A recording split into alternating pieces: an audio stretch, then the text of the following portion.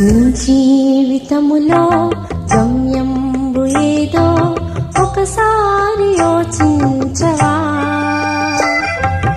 ఈనాడు నీవు ప్రభు యేసు పాపములను జీతం మరణం, ఆ మరణము రెండవ మరణం, అది ఆత్మ మరణం.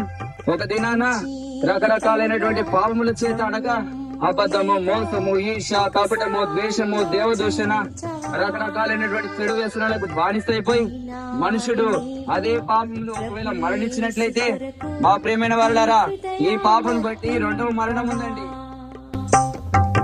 నీ హృదయమర్పింపవా,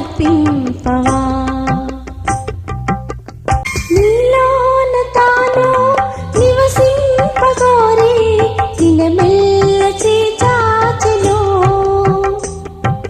నీలోన తాను నివసింపగోరి దినమెల్ల చేచాచెను. హృదయంపు తలుపు తెరువంగలేవా, యేసు ప్రవేశింపను. హృదయంపు తలుపు తెరువంగలేవా, యేసు ప్రవేశింపను. నీ జీవితములో గమ్యంబు ఏదో ఒకసారి యోచించవా.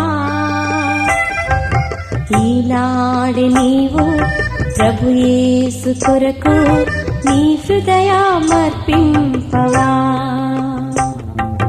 నీ హృదయమర్పింపవా.